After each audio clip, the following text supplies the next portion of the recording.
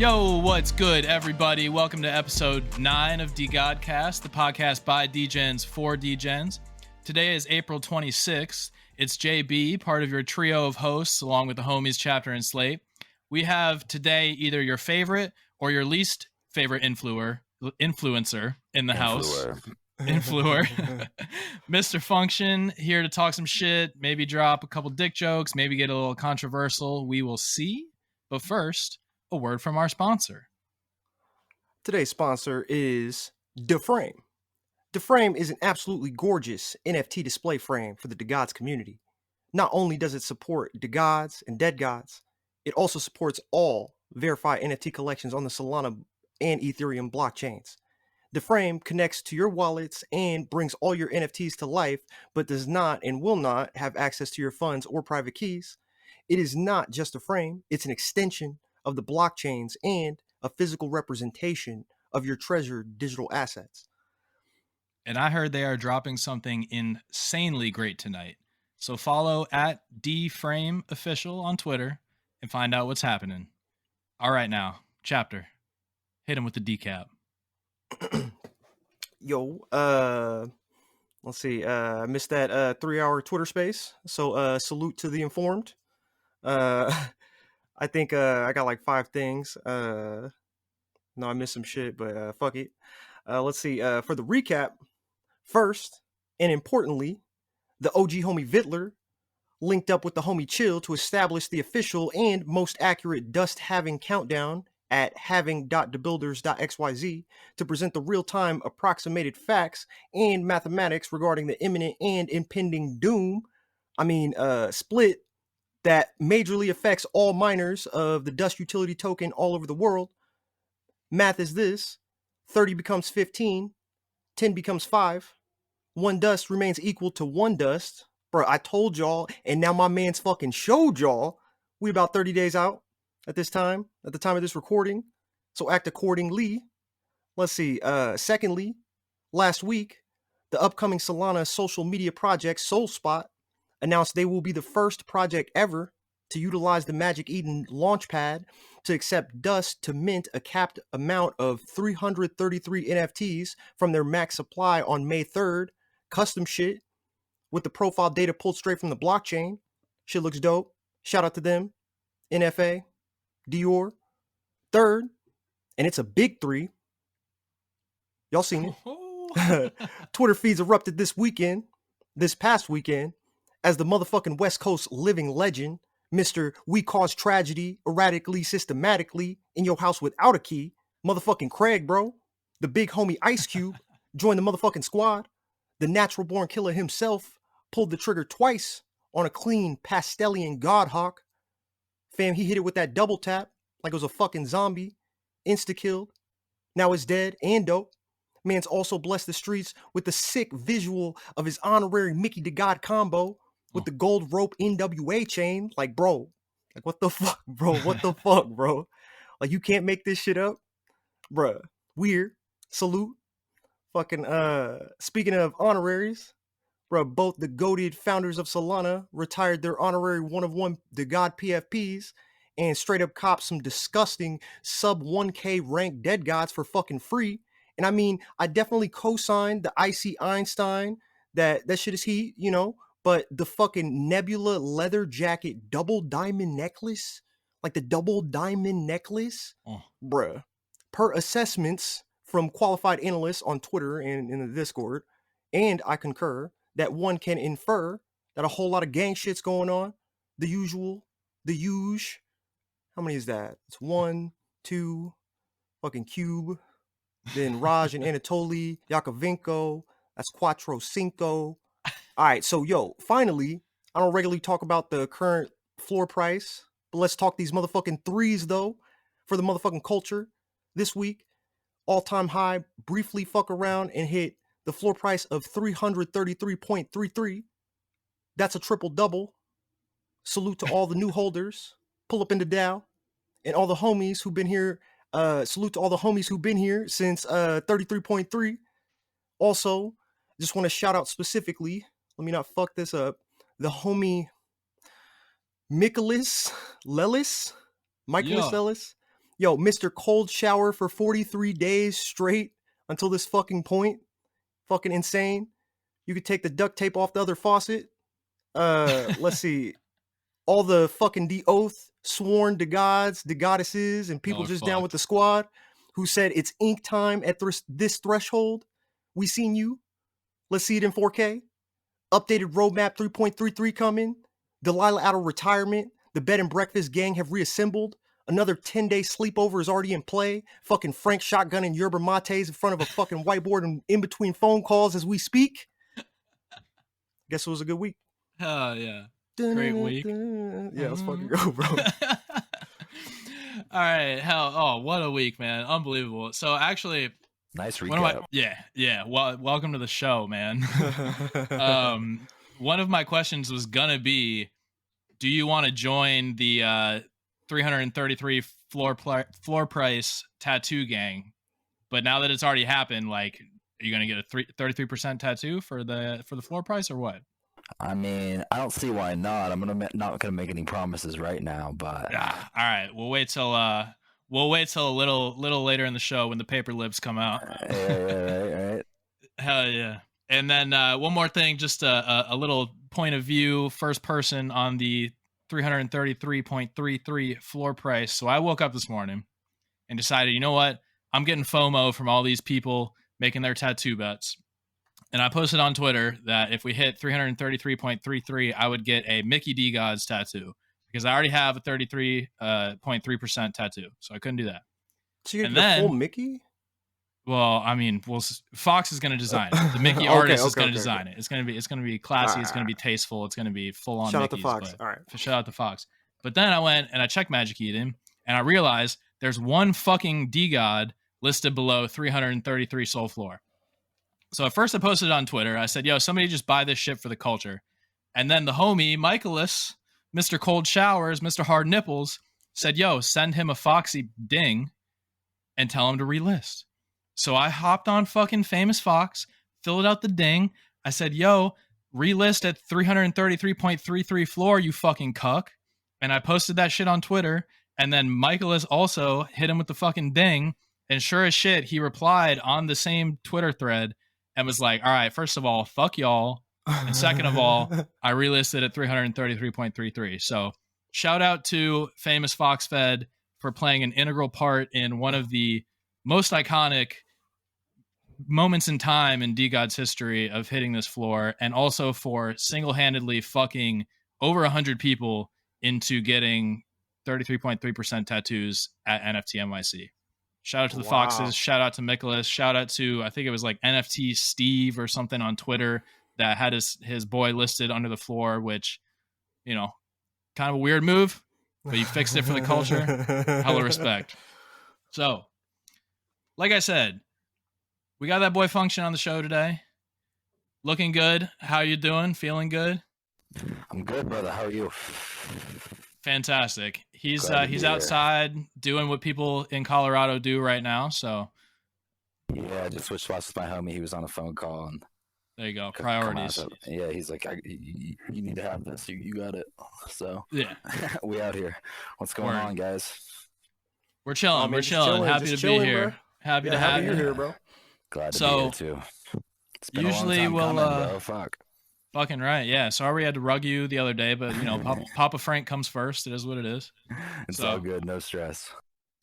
Usually I'll start out by having the guests kind of introduce themselves, give us a little bit of their background. In this case, I feel like, you know, people know who you are. Some of your background is kind of public information for the most part. So just tell me this to start. Tell me what got you into crypto and NFTs in the first place. 100%. I got my first crypto in like 2013, but it was just to use the Silk Road to buy drugs. And then I didn't really pay attention to it until 2017. And the end of 2017 came around and I got super, super deep into it. And started like exploring the concept of NFTs when CryptoKitties came out in 2017. And then throughout 2018 and 2019, when the bear market hit, I was mostly traveling. And so my buddies and I would have conversations about NFTs, but nothing would be taken too seriously or like necessarily like, let's put something into action, because there really wasn't a market for it. Like essentially like people knew of CryptoKitties and knew that CryptoPunks like existed, but nobody gave a fuck. And then I started working in different realms in the NFT like space back in like December of 2020. Like right when hash masks started to come out and the 10K generative PFPs started to like take hold again, or for the first time really. And just like dabbled in it a little bit, was like kind of like working in the industry and like dabbling my feet in different things, and had a little bit of play money. And it wasn't really until like Bored Apes that I got into like I bought a few hash masks when they first came out and traded those and got it, but it wasn't until like I really got into it until like Bored Apes came out. All the other shit was just kind of like me doing random gambles and bets. Some of them worked out really great. Like I was very early in Solana NFTs. I think I was like one of the first 25 or 50 people in Solana Monkey Business Discord, and I used to own like 2 Gen 1 sets. So like those weren't me like paying attention to the ecosystem like I pay attention to it now. Just being early. It was just being early and being lucky. Yeah. And so really like I just kind of created this like function Twitter account specifically. Like honestly, the very first intention of it was like, I'm just gonna like create a separate Twitter that can get into the algorithm for NFTs. I'm gonna follow the right people, and I'm just gonna like get into some conversations and make memes and jokes, and like hopefully buy some right NFTs and make some money. Like that sounds like a fucking game plan, you know? And then I got into it, and the account just started growing, and we started to have more fun, and it became this much bigger thing now. So it's fun. Yeah. I piggyback question on that. The first thing you said. So my introduction to crypto was finding out about Bitcoin in 2011 because you could use it to buy drugs on the Silk Road. I thought it was too complicated, didn't do anything about it. Yeah. You obviously did, and I have a buddy who I would buy those Silk Road drugs from. Let me pause you there. I did, to the extent where I took the initiative to find someone who knew how to do it. Okay. So my question was going to be, did you buy them, and then did you end up years later having like, you know, a couple thousand in like residual Bitcoin because of that, or no, you had somebody else do it for you? I had somebody else do the whole thing, but I found like my boy who did the whole tech shit. I gave him the cash. I sat with him as he did it, and then like it was done. But I never thought about like, I should keep this wallet. I did buy I bought Litecoin in like 2014, I think, or 15. It was cheap as fuck. And then like 2 days later, I like ran out of weed and I sold it and I bought weed. it was like $40 a Litecoin, but it would be worth like $100K now or something stupid, you know? Like, and I was just like, dude, I'm out of weed. I need some more weed. Fuck. Yeah. Fuck yeah. I love to hear that. All right, cool. All right. Yeah. That's nice. I feel like, you know, a lot of people who are successful now, you know, being an early mover, first mover is a big part in that, but then also maintaining that momentum that you get from that. So I started this game in 2017 with $1,500, bro. Yeah. I started with $5,000, lost everything, like to rug pulls and scams and some shitty ICOs, and then had $1,500 left from insurance from a car accident like I was in. And at the time I was like living at my parents' house and shit. I was like broke as fuck. And I was just like, all right, like if I'm gonna have $1,500, which to me at that time was like having $150,000, like it was a lot of money. It was like having 1.5 million, like now, you know, like in scope. And I looked at it and I said, you know, if I have $1,500, I just gambled away $5K. You know, like I turned the $5K into 15, then lost it all. Like, and if crypto is really here to stay, and I like really want to build like something like substantial, like with my life, like with like an actual grounded purpose and like something that I'm doing in reality that seems to have like substance and some meaning to me, then I need to be patient. I need to have a lot of patience. So I'm going to use this $1,500 a lot more strategically. I'm going to be a little less gambly. I'm still going to be degen, but I'm going to be like way more strategic with it. And I turned that 1,500 into like 90K in like 4 or 5 months during the ICO boom, and then like used it to like travel and do cool shit, like like go to conferences and like other shit when I was Schmoes. Word. Yeah. So that was one of my questions, and I was not around for this. I'm like 6 months deep in NFTs and shit. So give me the breakdown on Schmoes. That was your Twitter before Function. That was a complete alter ego. Give me the breakdown on who Schmoes was. Dude, Schmoes account grew very similar to how Function grew. Like, it was just like a meme account that was just for fun that people liked. And Schmoes was like a really interesting like experiment for me, because I never like that was like, it was a lot of attention to navigate and to be in this realm of, and like people wanted me, like eventually the account grew to the place where like people just wanted me to speak, or they wanted me to do promos, they wanted me to do this and that. And so I got to like navigate. It was like an experiment. It was like I just got to navigate like different realms of the ecosystem, you know. Like, I experimented being like doing promotions for projects, which I was always like super transparent about and disclosed about, but still even got to watch how the ecosystem responded to people who do promos, even if they are like transparent. I got to go like a little bit more down the professional route, like where I was like actually speaking on stages, and like in like I traveled like during 2018 and 2019, I was in like 40 countries, like speaking at like shit. 20 to 30 blockchain conferences at least. Wow. Yeah, so like I really did the thing. Like, I was in like rooms with CZ, hanging out with him. Like, if he sees me at a conference, he'll tap me up and say, "What up, Mike? What's good? How are you? Like, good to see you." You know, like I was like in there early when Binance and all these people were going around. So I just like got myself exposure and just put myself in front of people. And to be honest with you, I just utilized like my financial capital in order to like get more social capital. Sure.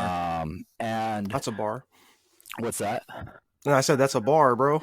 Yeah. I mean, that's what it is. Like, the game is like kind of like, how do you balance social capital and financial capital, and how do you find the right ways to like intertwine them, where like you don't lose like social capital when you make a financial capital move, and how like Gary Vee gains social capital when he makes financial capital moves, right? Like Tai Lopez loses social capital when he makes financial capital moves, right? Like there's different ways to play the game, and so I kind of learned a little bit about both like gaining like social capital and financial capital, and losing social capital and financial capital through like the Schmoes experiment, and kind of watched like honestly a little bit about like I learned so much about like how crypto Twitter like hive mind mentality works, and how people like make really quick judgments and don't really like get to know a person before they like make assumptions and things like that. And through that experience, like I just kind of came out on the other end, and I was like, okay, cool. Like, crypto's where I want to be. I fucking love it.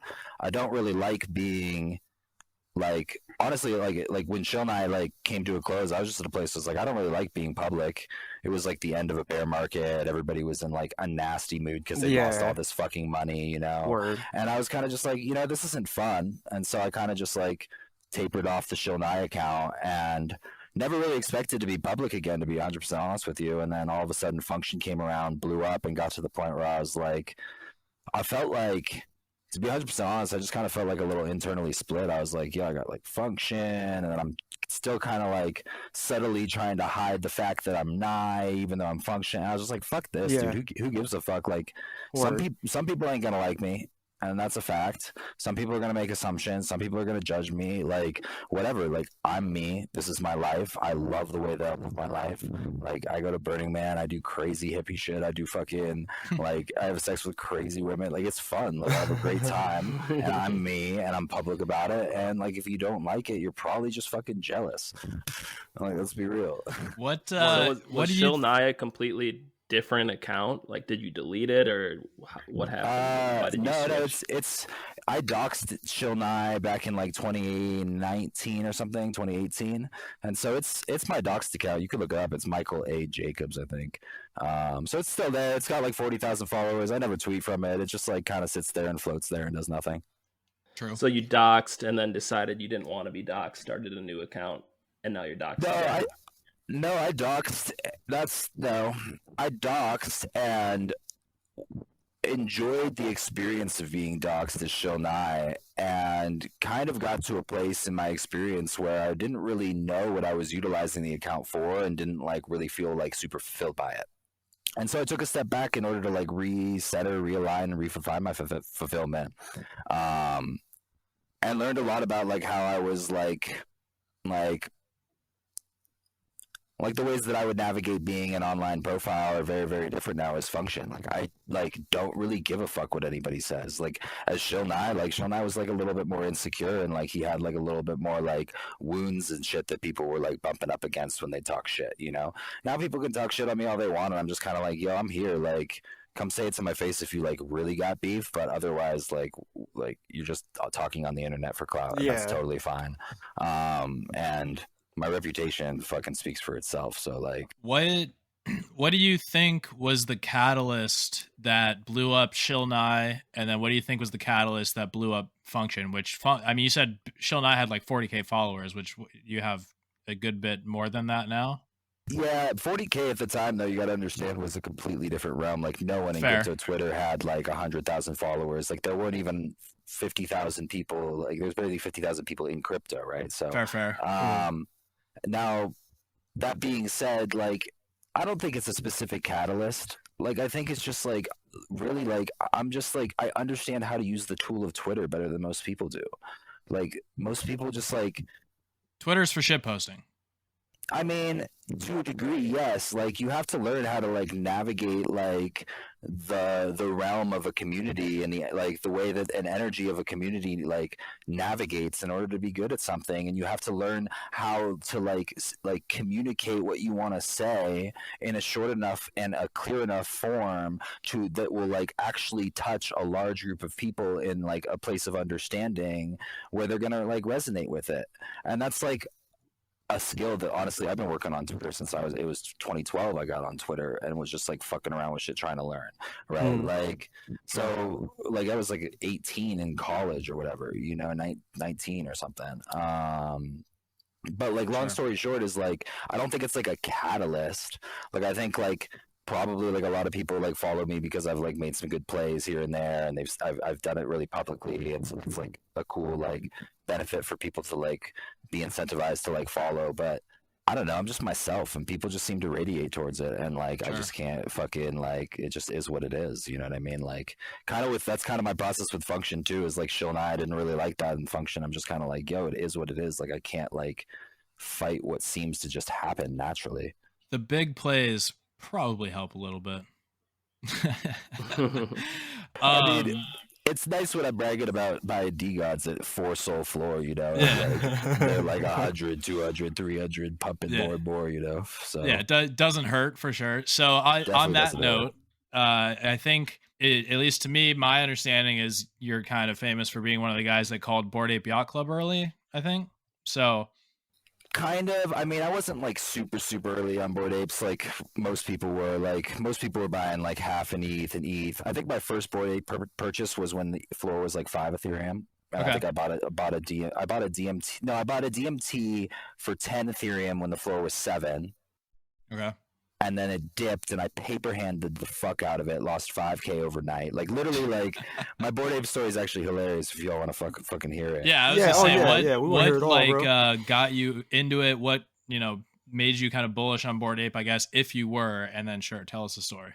Cool. So I was like already in NFTs, you know, like I had been in hash masks, and I'd been deep in Solana NFTs like long before this, right? I'd been like I said, like Solana monkey business, and I'd been minting the fracks, like all of that good shit.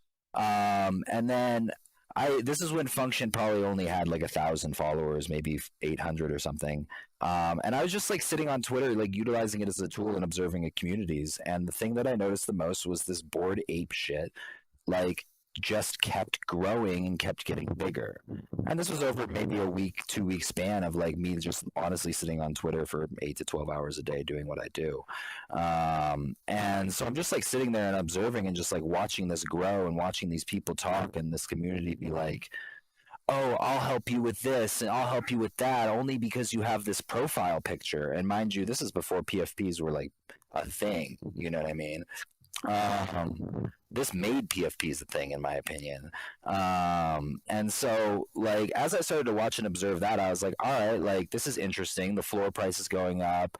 Like, I had never mind you, I had a decent amount of like capital set aside that I had just like saved from like working and a couple good like Bitcoin and other like altcoin trades and shit like that. So I was sitting on a decent amount of capital, specifically in USDC, because I was like, I've never had a period of my life where I hadn't had to like be on grind mode nonstop.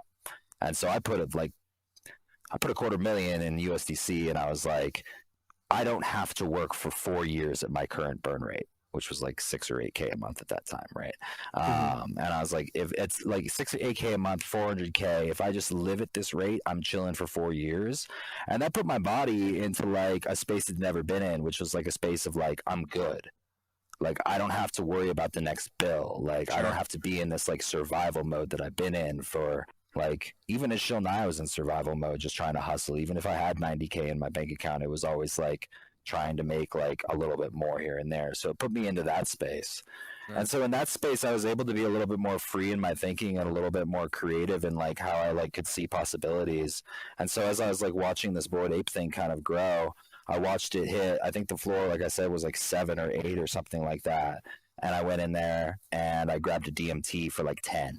Like, it was like 11 p.m., dude. I was stoned as fucking balls. Like, I had never spent, at that time, 10 ETH was like 25K. I think ETH was 2,000, 2,500. I'd never spent that much on an asset. Like, besides making some like ballsy trades on some altcoins, like at that time, like my, like, it's kind of like a muscle is the way I like to put it. Like my ability, like my money muscle, like wasn't flexed. Like I hadn't taken big losses and I hadn't had big wins to have the experience of how it feels to have the emotional fluctuation and like try to find balance in the emotional fluctuation. Cause like, if you like make a big win, your ego can get out of control and just like tear you apart. But if you take a big loss, it can do the same thing and like make you run away from like actually getting back up to the plate, right? So it's like this balance game. And buying the first Bored Ape was actually the first step to that. Because I bought it at 10 ETH at like 11 p.m. at night. It actually might have been like 11 ETH or something. I bought it at like 11 p.m. at night. And I woke up the next morning at 7, 8 a.m. and I paper handed the fuck out of it, dude. So you bought it and immediately listed it, or? Spotted at night, woke up in the morning, was like, what the fuck are you doing, bro? You just spent $20,000. That's X amount of months of your like safety net. Like you just spent your safety net on a monkey picture on the internet. Like, what are you doing? Like, what are you doing? Like, you know, and my body just had a panic. It just had a freak out, and that's understandable. Like, yeah, facts. If your body isn't having a freak out the first time, then like you're probably not in tune with your emotions, and that's actually not a good thing. Like, you really want to be in tune with your emotions, or else you won't be in tune with the market very well. And so I paper handed it for 7, and then like watched it for another week, and the floor went from like 7, 8 all the way back to 5. And it was like the first little retrace, and I was like watching this, and I was like, you know what? Fuck this shit, dude. Like, I hit up, Bagsy. You guys know Bagsy on Twitter. Yeah. He's my like really like one of my best friends. I hit up Bagsy. I'm like, yo, fuck this. We're buying apes right now, bro. Let's get this shit. And he's like, let's go. Let's buy apes, right? So I swiped, I think like 3 at 5 ETH, and then just started buying them throughout that weekend. And that was the weekend of the first pump that like pumped it from. That it pumped from like 5 ETH to like 15 ETH floor or something like that. So like you can imagine like my feeling, like I feel like I'm a fucking boss. Like literally an hour after I bought the first one, it pumped, dude. Like an hour, I'm not even kidding. It's like a 10 ETH floor an hour after. I'm like, let's fucking go. I'm like just vibing. I was actually with my parents for the weekend because I was visiting them. I was living in Laguna Beach at the time, and I went down to. They live in San Diego, so I just drove down, and I'm like in my parents' hot tub. And my mom's like, What's wrong? I'm like, my monkey picture's worth $40 million. You know? And my mom's like, your monkey picture? What? And my dad's like, should I buy one? And I'm like, I can't advise you to spend $40,000 on a monkey picture. Obviously, obviously looking back now. And now he's like, damn it, kid, why didn't you make me buy one? Yeah, right. And so that was kind of like the journey, the first step that I took into being like, all right, you know what? Like, I had a safety net. I felt how it felt for a couple weeks to have a safety net. Fuck it. Let's just fucking go. And then I just put 250, like the whole $250,000 into NFTs over the next, like, probably like 3 or 4 weeks. All into Bored Ape? Wow. No, all kinds of shit. No, not all into Bored Ape. Like, I was trading Bored Ape, like, I was mostly like trading Bored Ape at first before I realized like this shit gonna be around for a while, right? So I'd buy one at 5, I'd sell it at 15, buy another at 10, sell it at 21, and I was making all these trades like in 24-hour periods. So I thought I was a genius. Obviously, holding them probably would have been a better strategy like now, but I made a good amount of money. I minted a fuck ton of World of Women and like made some good flips there. Obviously, should have held a couple, but long story short is like we just played the game and we just like started flipping them, and I think I flipped like, I don't even really want to say how much I flipped it into, but it was a fuck ton, like at the very, very peak, when everything was like really, really popping. And that was kind of like, honestly, how I made so much money on Solana Monkey Business, and Fract, is because during that time period I was so focused on Bored Apes that I wasn't paying attention to what was happening with, like, I didn't give a fuck about Solana anymore. So this is overlapping with like the beginning of Solana and SMB and all that. Yeah, so you got to mind, like the way I look at it is in the timeline, right? Like timeline, I mint Solana Monkey Business Gen 1s. I get 2 sets of them for like $750 total. I mint a bunch of Fracks, a bunch of Soul Punks, a bunch of like Legion Punks. I'm trading those a little bit and on Twitter, and then I find Bored Apes, and then I go into a Bored Ape trend for like a few months, and then I come back and realize that Solana Monkey Business Gen 1 sets are worth $250,000, and I like sell the. I sold one to your Urcon, is that how you say his name? Yeah, I say Urcon, yeah. Urcon, yeah. I sold one to him. So you actually were in Solana NFTs before ETH, before Bored Ape Yacht Club, I should say. Shit, man, I was like, I hate to say it, but I was in Solana NFTs probably before most people in Solana. I would agree with that. Like, I don't tell many people this, but I'll share it on this podcast. Like, I just fuck around and make accounts sometimes, and so like before I made the NFT account, I had another account called Solana Nation, and it was just literally like an account that was just focused on Solana, that I was just like, I built an account one day and I was like, you know what, like, I just want to, like, it was when Solana was $20 and I bought for 18 at the very first time, and I was like, if I'm actually going to make a smart investment this time, because all the other investments that I had made were decent, but usually paper handed them to some degree, right? Yeah, like, and if you know Cooper on Twitter, he's verified or whatever. Cooper was a friend of mine when I was Shill 9. He came over to my house one time and he told me, he's like, I got really, really focused and I studied DeFi. And I studied every single DeFi platform before DeFi summer. And I invested all of my Ethereum into Aave and all of these things when it was like pennies, because when I studied it, I knew it was going to blow up. And like once he understood it on an intellectual level, he got like more conviction in his investment, is what I learned from that, right? And so I was like, all right, cool. Then let me actually study like what the fuck Solana does. So I studied all like the mechanics behind it, and like actually gained conviction in the blockchain before making my investment. And I was like, all right, let's fucking do this. So I had this whole account. It was Solana Nation. I was pretty much using it to educate myself around the different DeFi platforms building on Solana. And it ended up finding Solana Monkey Business because of that account, because like they were DMing me because it was like early Solana. No one had there was no Solana influencer. Like the biggest Solana influencer was like 8,000 followers. You know what I mean? Yeah. So they DM'd me and we were just like buddies in chat for a while. And so I just minted some SMB Gen 1s just for fun, because like I had a Solana account, and because yeah, exactly. And then I made Function and that just started to blow up. So I just got rid of Solana Nation. I was like, fuck this account. I just deleted it. And thankfully that account brought me to like Fract and all of that shit though, super early. So I have a question. Once you kind of realized that you were rich as fuck for the first time, what did you What's the first thing you bought that like was not an NFT? That's a great question. Urcon set it off, so shout out to Urcon. Hey, shout out to him. Yeah, like I had all these like money in the JPEGs, you know, and you like when they're in JPEGs, you're like, at least for me, like I'm pulling out like 10 grand a month, 5 grand a month or whatever to pay my bills and expenses and like leaving the rest into play. Like that's just the way I do things, right? Degen. And so no, Degens don't pull out anything, but yeah, I'm not pulling out 10 grand a month. I mean, I pull out whatever I need to survive, you know what I mean, and live. But essentially what I'm getting at is like, what were we talking about? What was the first thing you bought that was not an NFT? What was the first thing I bought? Got it. Thank you. So Urcon, that's right. I'm on the Urcon story. Urcon, I listed my Solana Monkey Business Gen 1, the first set on the marketplace, the auction marketplace, right? And then I tweet about it. I probably had like 5,000 or 10,000 followers at the time. And Urcon hits me up. He had like 400 followers. This dude was like nobody on Twitter. And he's literally like, I'll buy your Gen 1 set right now for $220,000.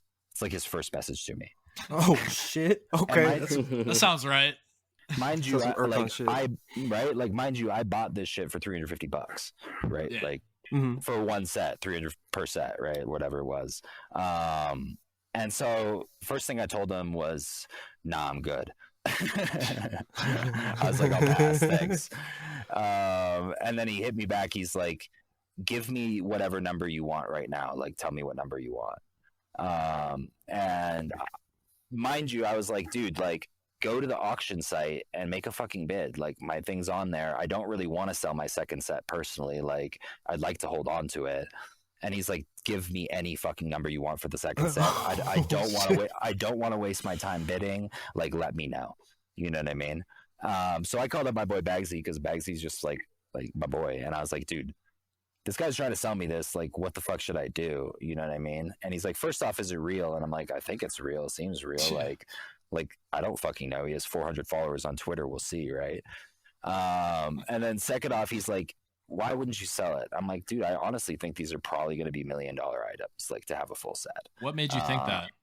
And wait, actually, but before you answer that, what do you mean by a set? Because I did not get into Solana until after like SMB and DAA. What do you mean by a set of? It was a Gen 1. But is that, how many is that? All the marketplaces you see are selling Gen 2 sets or Gen 2s, right? Yeah. There's a 5,000 collection, right? So they had Gen 1s that were minted before that you had to send USDC. Hold on, I'm getting a call. That you had to send USDC to like a random address and they would just send you back this monkey, right? There was 4 monkeys. One I think was like 25, 75, 150 or 100 and 150 or something like that, right? And there was only about 25 sets total, so 25 of each monkey. Okay. I think maybe 50 at most. If you hold a full set, you get royalties from Gen 2. So mind you, the reason that I found out about how the price of these things was because one day I opened up my fucking Solana wallets. I had them both in separate wallets. And I was like, why do I have 15 grand in each wallet? Like, what the fuck? And I realized that was 1 month of payout per Gen 1. Holy shit. Business. I never knew that. Jesus. It was 15 G's I had in each wallet. Hence and that was after their first month of mint, right? Yeah. Hence the close to $1 million valuation. Exactly. That makes sense, so I was like, these things are probably worth $1 million. Like I hold it, and like imagine what Gen 1s or Gen 1 holders are getting now if there's even somebody that still holds a set, right? Yeah. Like that was when Solana Monkey Business floor was like 10 or 20 or something. You know, now it's like 150 to 200. But long story short, that's what a set is. Gotcha. And that was the first big come up was when Urcon came on and hit me up because I sold that set to him for I think 240 is what we agreed on. And we did an OTC with the Solana Monkey Business team, and then the next day my auction ended I think for 190 or 200 or something like that. So I think I netted like $440,000 on that trade. And I immediately moved a bunch of it to ETH, bought a Tesla, and bought 3 watches, 1 for myself and two for my parents, Rolexes. That's dope, man. That's some G shit, bro. Yeah, I mean, like, to be honest with you, it was one of the deepest experiences, like one of the most like crucial experiences, like in the financial realm, because like actually experiencing that much money come into my reality in such a short period of time like shook me, dude. Like it's like it was an energetic like shake. Like I had never had that amount of money appear just like in such a short span of time. And it just like opened me up to this new realm where I was like, that was the first time where I actually connected.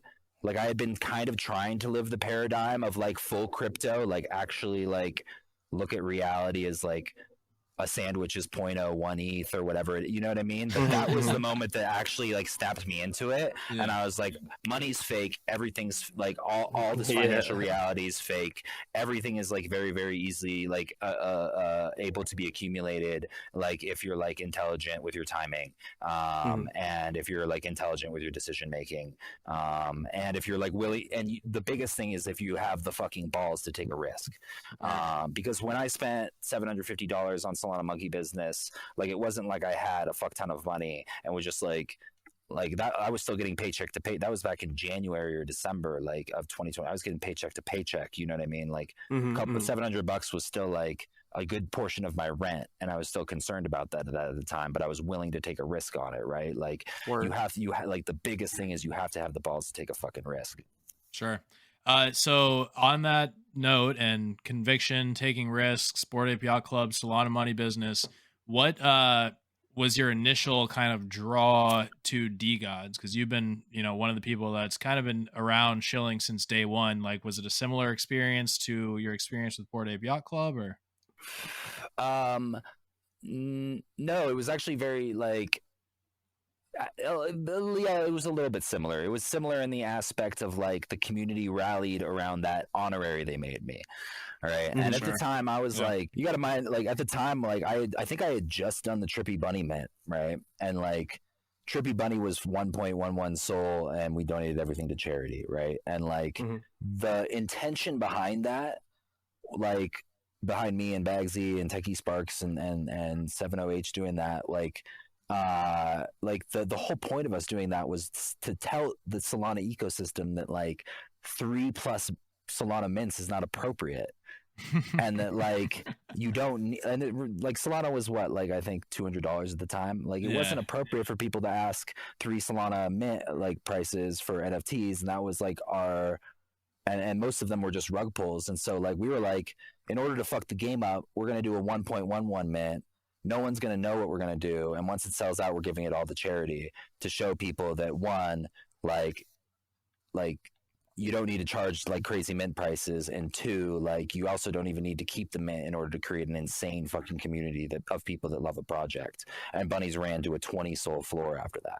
You know what I mean? Like that's fucking wild, right? Like, and that was with me doing zero effort and like it was just having fun, right? Like that was the whole intention, and it still is the intention with Bunnies, right? It's just a fun community that like is a vibe, and I hope like one day on Solana blockchain when it's like a actual ecosystem and like thriving, and like it already is, but like longer down the line, like I really hope that Bunnies act as like kind of like a architect or artifact on the Solana blockchain, like a historic moment, like artifact. Artifact. Yeah, that's always been my intention with Bunnies, and it seems to be the way that it's gone up, because Bunnies have never once gone under mint price, like, and that's all you got to say.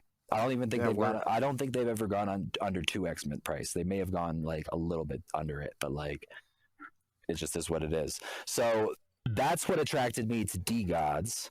I'm getting distracted.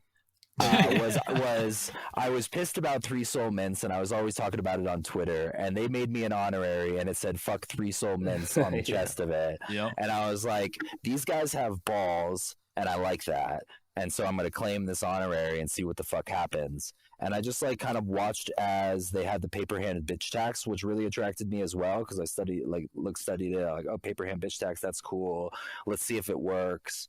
And to me, and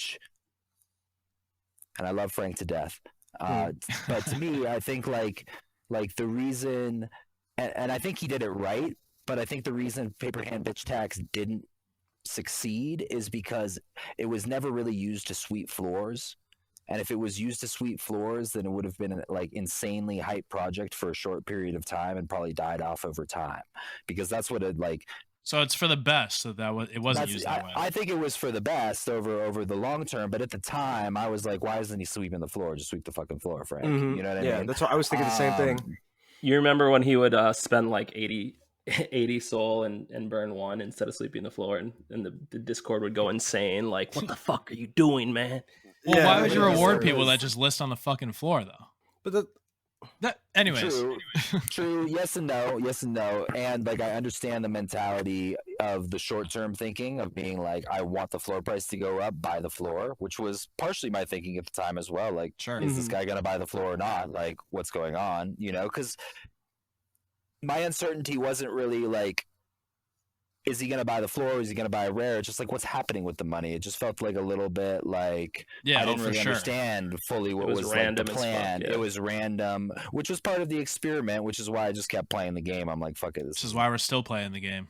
Exactly. And then, facts. And then like, as soon as he like, I think I fucking swept a couple off the floor one day in January, and Frank DM'd me from the DeGods account. He's like, yo, you got to check this shit out, bro. And I was like, it was like an hour or something before he shared it on Twitter, but it was like one of the first Dead God art. And he was like, dude, we're doing this whole thing. Do you know about the Doodles and how they did their airdrop? And I'm like, yeah, I know that. And he's like, we're going to do the same thing with Dead Gods, you know? And I'm like, okay, you know, like, not opposed to it. And like, Doodles failed at it. Like, so like it wasn't cool for Doodles. Like, it was cool, but it wasn't like successful. Frank made Doodles models successful. Like, that's cool. Word. And so when he first told me about it, I love the art. I was a little bit like, oh, can I get an airdrop? Like, what's going on? Maybe. And then he told me about Dust, and I was like, all right, fuck it. Like, this sounds fucking cool. And like, he posted it. I think we were still at like a 5 or 6 Solana floor. Nobody really gave a fuck. And I was like, you know what? I was over at my buddy's house. This is going to come really full circle here in the long story of this story when we tell it later. But I was at my buddy's house, and I was just sitting there at the dinner table, had my laptop open, and this girl comes over to me who I'm now like kind of seeing, and she's like, "What are you buying? Those are cool." I'm like, "They're DeGods." And she's like, dude, DeGods are so cool. These are awesome. And then everybody rallied around the table, and they're like, yo, these are sweet. These are sick, you know? And I was like, all right, fuck it. Let's ball. And I bought the normies are in. I'm in. Let's go. Yeah. Okay. So I think I actually realistically probably bought like 40 of them. I probably had like 10 to 15 that I had pre-bought between like the time like they minted, and like anywhere between like an 11 and 4 soul floor. Sure. I was like, I bought all those 55, and I have about 7 fake DeGods still. Fake? Off from like Soul Seed? Oh, you bought when they first? Yeah. All right. Bro, I was like I was in my Tesla driving to Colorado, and they came out, and I was like, fuck it, dude, we ball. Like, let's just go at it. Like, let's like, this looks like the contract. This looks like the same one. And then word. I look in the Discord, and they're like, you have to have all 3 of these contracts for it. And I was like, fuck. Word. Bro, I was so new at that point, I wasn't even touching that shit. I was like, I got my one I minted. I'm not even gonna worry about these. Yeah, right. Well, I had just had all that Solana from that fucking come up like even after I bought watches and a Tesla, I still had a fuck ton of Solana from that come up, and Solana had just gone from like $100 to $200, so it was like I had pretty much spent no money almost. You know what I mean? So or 250 or whatever it was at, and so that was kind of just the vibe with it. Was just go ham and see what happened. Yeah. So, what's his face? Had a little bit of a bone to pick with you on Twitter, and what? Pause.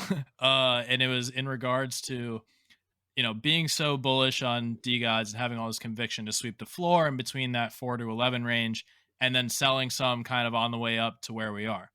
So how do you evaluate what your top signal is going to be? What kind of makes you decide to sell? Is it a ladder sell technique? Is there something, or is it real stuff like you mentioned, pulling money out? It's a great question. My DeGod strategy was completely different than any other strategy. And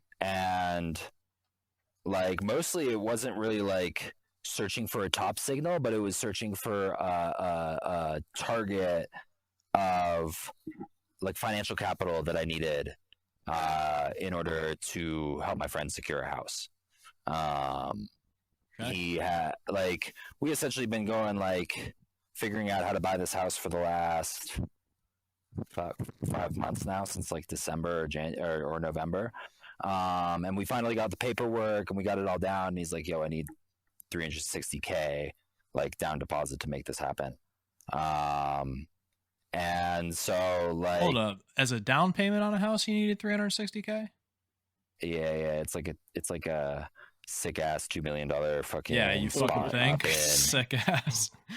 It's like a castle up in the hills of Colorado. It's sick. All right. And so yeah, so like essentially that's full honesty, like reasoning, but like behind the reason why I sold a ton of DeGods was like I sold a couple, I think between like 20 and 30, like 2 or 3, mostly to Ape Cats on Crack, because they were at like a 3 soul floor when they came out, and I was like, fuck this, these are sick, I'm buying a bunch of them. Humble brag. Well, humble brag is it would be sick if I fucking didn't paper hand a lot of them, and I'm honest about that. So, and so like then I think I sold a couple in the 50 range because I was like, okay, like how much legs does this have? And I'm always like, the reality is like I'm me selling a project has no correlation to the devotion or the belief in the project or the founders. Like it's just the game. Me selling a project is being a fucking like smart investor. Like, yeah. If I'm 10x up on something, I get 20x up on something. Yeah. And then all of a sudden my rare ones are worth like 75 to 100x up on something. And if you think that you can sit there and say like, oh, I know this project is going to keep going up, so I'm not going to sell and I'm just going to hold the whole time, like you're so full of shit. Like I will say one more thing. Go ahead. Oh, my bad, didn't mean to interrupt you. But no, you're good. Go ahead. I'll say one more thing on that is like most of the people who ever talk shit about it are the ones who've been buying DeGod since they're like 20 or 30 floor. Maybe, yeah. But some of them, like in reality, like because they don't want to get dumped on the people that just bought. The real conviction move isn't like holding a bag forever. Like the real conviction move is buying it when it was early and believing in the founders. Like the fact of the matter is I have DMs from Frank and he will tell you this publicly and has said it publicly that like he is like said in my DMs like multiple times, like thank you for like buying and like hitting us up in DMs and giving us ideas and brainstorming with us like when we were at a 5 soul floor. Because like your belief in it gave us more courage to actually continue and like get creative and like your conviction gave us conviction even more, even as founders, right? Like word, like coming in later and being like, oh, you're not holding anymore is bullshit. Because like I was like in the DMs with him being like, yo, what do you think about this idea? What do you think about that? And he's like, yo, we were thinking about this, you know, like we're brainstorming shit, we're like creating shit. Like me selling has no negative statement to my conviction in Frank. It has a positive statement in my conviction to my friends who I believe in, who I'm like gifting money to invest to create like a life for ourselves. What are you getting back for the aid on that house? What do you mean? Like, why did you just give your homie $300K towards a house? Because he's got it like that. Hey, if that's the answer, that's the answer. That's dope. I don't got it like that. That's why I'm asking. Not yet. I mean that as well as like it's a community house, you know, like it's a place that's like shared by many people. Ski in, ski out. I mean, it's like I have dinner there every week. It's like all like eight people. It's the spot. Eight people live in this house, you know, that all like, and they're all my friends. If I ever needed a room to live, I could live there if I wanted to. Like, it's just the spot. Like, I'm gonna buy the spot. Like, if you have a crew and you've got it like that, and like they could use it, like you're gonna get the spot for your crew. Like that's what I'm doing. That's You know what I fucking mean? sick. Yeah, hell yeah, I feel that. Or at least I'm helping. So did your crew like did they that? you know when you started buying all these NFTs and when you started making money, were you like telling all your friends like you need to get in on this, and like did they listen to you, or Yes how and did that no. work? Yes and no. Depends on which friends you're talking about, right? Like friends who are super adept to crypto, yes, I was bullish as fuck on everything. Like all of like Techie Sparks has had one or two sets of Solana Monkey Business Gen 1 because of me. Like Bagsy got punks at 12 ETH because of me. And Apes, he missed at 5 when I told him to buy it, so he bought at 10. But long story short, yeah, like I tell all my crypto homies, like, this is what I'm buying, this is what I'm doing. In fact, there was a period of time where my crypto homies would just send me money, like not like random people from Twitter, like my boys who I like lived with and shit, and like they'd send me money and be like, "You're up at 7 a.m. trading this shit. Like, will you just trade it for us?" And I would do that. But my other people outside of crypto, I'm hesitant, man. Like, I'm always hesitant because I understand that if you've been in crypto, whether it be NFTs or actual just crypto realm for a period of time, you have a level of risk tolerance that most people don't have, and a level of financial flexibility that most people don't have. So my friend asked me if she should buy apes at 5 ETH. My dad asked me if he should buy apes at 5 ETH. Like, I told them both, I don't know, like, not really, right? Like, because like, what am I supposed to do? Like, tell someone who's never had a large investment in something to go put 20 grand into a picture on the internet? Let alone a large investment, but a fucking picture on the internet. And the exact same thing would happen to them that happened to you, where you woke up and you fucking panicked and you sold it, you know, because that's what everyone does with their first big purchase in crypto. They're like, okay, this is fucked. It's tanking, and you panic. But then you know that happens 10 times, 20 times, and you get used to it. It gets to a point where you just have to like surrender internally and finally find the point where like you recognize that every single time you put money into an asset in the crypto realm and the NFT realm, it has the capacity to go to zero.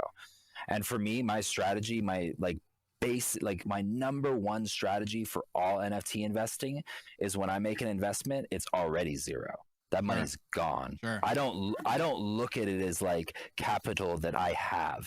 That money is zero and it is gone. And if one day I come back to it and it's more, I am fucking grateful. Word. And if one day I come back to it and it's a little bit less, then maybe I liquidate it, play it's just some fucking other plays, gambling, maybe not. bro. I don't know. It's part of the game, right? Like, yeah, who it's knows the game. what's gonna happen? So I'm just out here making as educated guesses as best as Facts. I possibly can. So conversely to what are kind of your top signals, or what makes you decide to sell, how do you evaluate maybe an upcoming project or an existing project? How do you look for conviction play? Like, what is it that makes you hit the sweep button and invest in something? Like, I've seen you've been rocking Grim Syndicate on Twitter for the last couple of days. Like, what makes you bullish on projects?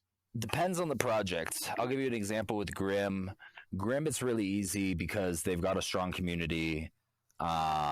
They've been around for a really long time. Like, long time in Solana terms. Like, they're DeGod's OG level. You know what I mean? Like, I think they came around November or something like that, maybe December. And Justin, whatever his name is, founded it. Like, basically, like, that's my investment thesis. He's also the founder of Proof, and he's the founder of Moonbirds. Proof is at 120 ETH floor. Moonbirds is at a 33 ETH floor. Yep.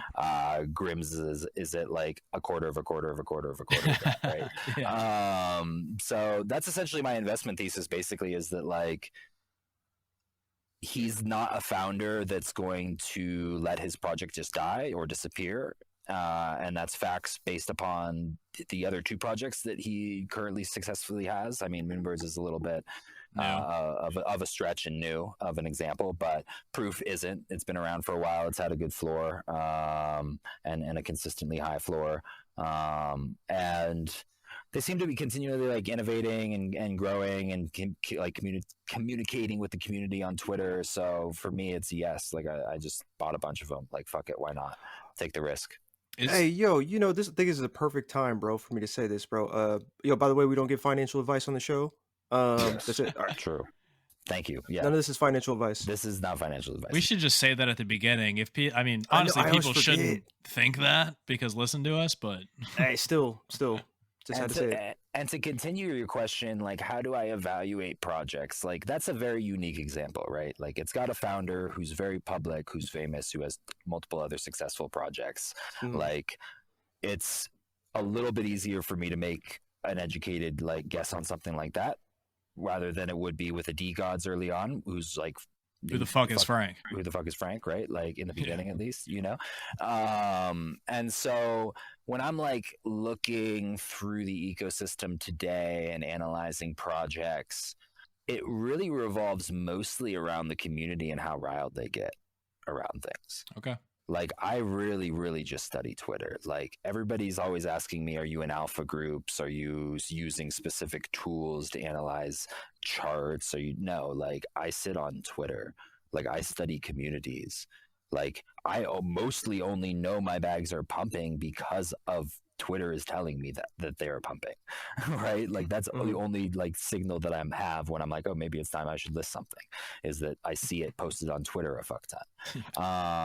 And so I study and I watch communities, and I compare community growth essentially to like floor price. And I also, a very, very big thing that I do, which I think is severely underestimated in the Solana space, is I go the fuck out of rares. I go for rares. Like, really? Oh yeah, that's like crazy. Like, word. Okay. It's the most underrated play. It is. I mean, I think buying floors is probably really, really smart too, because I buy a collection. I don't actually just only go at rares. Like, I make sure that I buy at least 10, 20 floors if I'm really going to go on a project, and then a couple rares on top of it. But I think rares are probably, like, especially when a new project comes out that I believe in and is just like coming onto the market on secondary. People don't know what they're selling. Nobody knows what they're selling, and nobody gives a fuck. They're just trying to make a 2 or 3x or a 5x. Yeah. And like, dude, like, it's crazy. I saw one of the stupid little, or not stupid, but one of the fucking OK Bears. I was watching, like, sitting there, like, waiting for the Magic Eden link. Got it, like, before, like, anybody had even listed anything. I'm just sitting there refreshing it. And somebody lists a fucking Coral, which is apparently now the rarest skin. HG guy just bought one for 240 soul or 45 Shago. Soul, like, right, my boy. Yeah. HGE just bought one, and so like, never mind, not Shago. no, HGE. Yeah. The 4x Force guy or whatever. Long story short, he bought that for 245. An hour before that, I watched a Coral go on the floor for 7. Now the Coral floor is probably at least like 80 to 100 at the moment, and like it's just like people have no like awareness. So how'd you know he bought that? Did he post it on Twitter? Yeah, he posted it on Twitter. Yeah. Word. Right before our DeGodCast, like, I was literally on Twitter as you guys were talking. And so, like, I don't know. I watch things like that, and I analyze like the difference in a floor price versus rares, specifically for like traits like skin and like rare clothing and rare like hats and stuff like that. Very specific traits I look for. Yeah. And I try to get in there early. Like, that was like. That was what I did really well with Kets on Crack, was like, as soon as Kets on Crack came out, like, everyone was listing their shit at this floor. Yeah. Like, there were like gold suits for like 4 Solana. You know what I mean? Like, there were gold cats for like 7, now you can't get those. I don't know how much those are now, but long story short, I just gotta analyze that, play that, and like watch what communities talk about on Twitter, because most people don't realize how quickly sentiment shifts, for sure, positively and negatively. And so if you're not paying attention to something, you can either get left in the dust, or you could like sell the bottom, or you know what I mean, or if you are paying attention, you can like get the fucking bag. Yeah. Would you say you're more of a Twitter guy than a Discord guy? Yeah, I barely spend any time on Discord. The only Discord I spend time in is my Discord, or our Discord, Joe Schmoes. That's it. We'll get to Joe Schmoes. So speaking of, bullish signs, projects that you have swept and what makes you, want to sweep them. I've heard you talk a little bit about foxes on Twitter, I think. I fucking love foxes, but if it's not foxes, what's your next Bored Ape Yacht Club, DeGods, Cats on Crack, whatever? What's something a little low key, and I'm not just asking this so I can buy it right now? I mean, in terms of foxes, I love foxes, right? Like Drax is a homie. Hell yeah. Not financial advice, but I think foxes are fucking an incredible team, and like, that's just a fact. Dare I say undervalued? That's the word I want to use. But people are gonna be like, the floor price went down after you said that, like.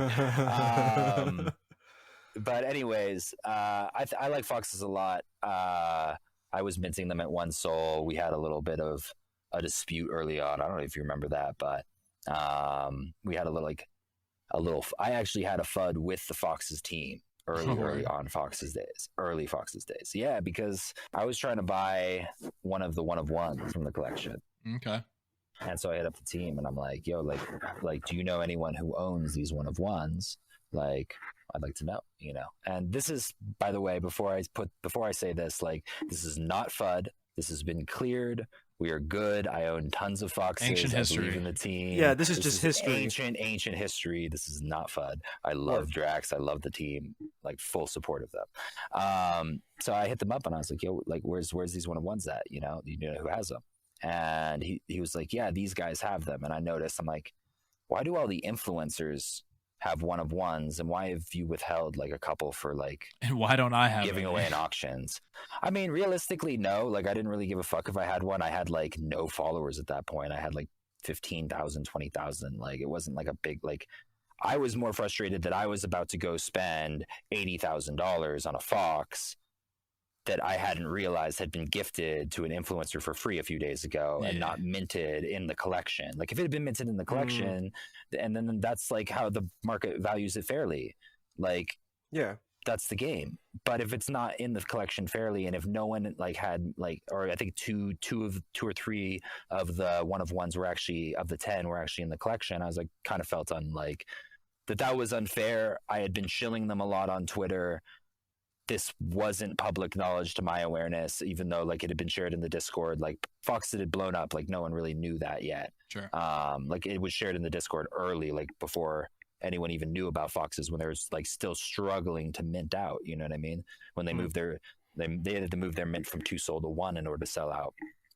Long story short, we had some FUD back then, but it's all good now. We're great. I love the Foxes. They're fucking dope. What other projects am I looking at? I don't know. I minted a ton of like the Diamond Heads. Soul Diamond Heads. I've heard about them. Yeah. I think it's interesting. Like, it's kind of like the team had been following me for a bit, so we went back and forth in DMs. So they're public. I like that. Like, it's a little bit of the same kind of copy pasta stuff, like stake, do a raffle, get some tokens, like maybe like get a DeGod or a Fox in a raffle. I like that model. It worked for DeGods. I don't know how much it's going to work for everybody else who copies and pastes it consistently. But besides that, I own a bunch of all the shit, dude. Like I said this the other day on Twitter, because I was actually talking to Linksy about it. It's not Solana season, it's Frank season. Facts, dude. Facts. That's a bar. I've just been kind of aping like... Just copy trade Frank, but not even copy trade. Just buy whatever he tweets about. Essentially, yeah. Like, I bought a bunch of tombstones at 7 when like they first came out because they were like kind of tied to DeGods. I missed the fucking Blocksmith or whatever that one is. And I didn't get any fun guys. I just tried to mint them and I failed minting. Desolates? Yeah, I'm big on metaverses on Solana, but I don't think it's time yet for them. But I'm accumulating slowly. I've got a like decent bag of Desolates, a decent bag of Heavenland. I don't have any of like the suites or any of the portals or any of the ones that have already popped. I'm more playing the game of like the ones that haven't popped. And that like the metaverse wave on Solana will eventually like take over and like get some big waves coming in, and that shit will run. Do you have Enviro? Enviro? No, I don't, but multiple people have told me to buy that, so Still You're time like on the that fourth- one. You're like the fourth person, so I probably have to go like actually take a deeper look into it now. Check it out for sure. I mean, yeah, it's pretty crazy. Still time. I don't think they've Nice. really dropped any. Like Portals has been live for a while. I don't think Enviro has really like been live and popped off yet. So They're going Nice. live in like a couple weeks here. I'm pretty sure. I used to have a lot, but I sold them into my DeGods just as we were. hey, we running up, we so. all did that. I paper handed everything to buy more D guides. Yeah, that's essentially what I did with all my Solana Monkey business. hey, I sold all of them for like super cheap when DeGods. smart now because now like I got people offering me 2 SMBs in my DMs for one of my dead guys. I'm like, I don't know. It's crazy. It's crazy. All right, let's talk Joe Schmo a little bit. Cool. I'm not gonna lie to you. I know nothing about it. So just straight up give me the Perfect. pitch and then we'll run from there. So Joe Schmo is essentially a project that I've actually created with my 4 friends in real life, or with three friends in real life, us 4 together. Jedi Sherpa, RHH, and 0x Magic on Twitter. Shout them out real quick. And essentially, we first came together because we 3 of us went to Egypt together. I think y'all know I went to Egypt back in like December or something like that. I was tweeting about it a bit. And we were on this Egypt trip, dude. This shit was crazy. It was like this whole fucking like, long story short, like just a whole spiritual journey. And while we were on the trip, like this like team formed with 3 of us, me, Jedi, and 0x Magic. And we were like, yo, we need to create something. Like, we don't know what we need to create. Like, they were into crypto and like have been in crypto for a super long time. They weren't super deep in the NFT realm. They played around a little bit. And then when we got home, got RHH in, who's our tech Joe, we call him, and who builds all of our sick like tools and programs and shit. And we just sat down together and we're like, realistically, like these guys, RHH and Jedi, over the last 5 years have built a constitution, which is essentially a legal document to solidify a DAO structure into an LLC.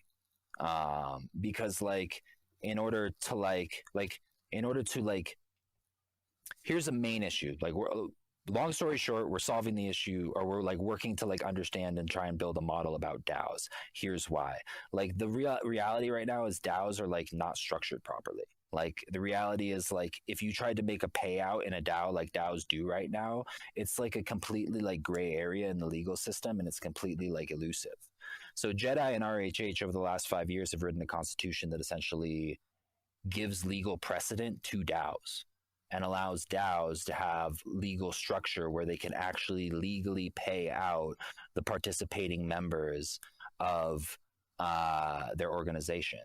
And so Joe Schmo is essentially our experiment to bring a DAO, the Joe DAO, into existence around this constitution, and to hopefully build a model for DAOs, or at least co-create a model for DAOs with the people who we're having conversations with, that can be replicated and simplified for people who are like wanting to pick up rugged projects, or who are in the position of like wanting to build a DAO but have no idea how to actually set up the legal structure and don't have $100,000 to pay to figure it out. Like, all of these different things. Okay. And so essentially right now we've been building some really fucking cool tools. We're about to release this thing called Solana Shield, which we came up with after I got hacked last week. Yeah, I seen you tweeting about that Solana Shield. Yeah. I got hacked last week on Monday for like 240K. And like immediately my buddy came over. We're like, what can we do to like stop this shit from happening? And so we made the Solana Shield, which is essentially in beta right now, but is essentially a safety fault for like your wallet. What I realized when I got hacked was that, like, obviously, and like everybody's be like, why didn't you have a ledger? Well, like, obviously my shit was like not structured correctly, right? Like, the 240K probably should have been in a ledger. I was literally about to send it to Coinbase in the next week or two in order to like get the house and do all this other shit, but it is what it is, right? Yeah. And we can get into that story more. I got more on that later. But essentially, what the strategy would have been is to like have a ledger that has like the majority of my funds, and then to have a hot wallet that either like to have multiple hot wallets realistically. So like right now I have a hot wallet that mints, a hot wallet that stakes, which could be cold, but like I find it like a little bit, I don't know, I don't want to connect to like anything in my like, it's a pain in the ass. yeah, like I don't like it's kind of a pain in the ass. Like, and then I have a wallet for like all of my NFTs that are like non-blue chips, that are like just chilling, right? You could essentially have a whole other cold wallet for blue chips or hot wallet for blue chips. So what Solana Shield does, long story short, I'm rambling again, is when you turn this program on, what it will do is it'll take all of your Solana in your hot wallets and drain it and send it to your cold wallets. Okay. And essentially what that is and why it's important and why I think it's like relevant and why I'm going to be using it all the fucking time is it's a fail safe. Like if a hacker ends up getting your seed phrase and your seed keys, like, or somehow getting in your computer, I don't know what happened with mine, right? Like something like that must have happened. Like the only way that they're going to be able to access your staked NFTs or any of your NFTs just in your wallet is if there's Solana, right? So if you turn on Solana Shield and it takes it out, there's no Solana in the wallet. If the hacker tries to put Solana in order to move a Solana monkey business, a DeGod, a dead god, Solana Shield immediately takes it out and then sends you a notification that someone is trying to input Solana into your wallet, right? Okay. So then you'll be like, oh, okay, why? Like maybe I sold an NFT, or maybe someone is actually trying to like infiltrate my wallet to steal my dead gods. I need to like make sure that it's secure, and you can like figure out how to do that, right? Yeah.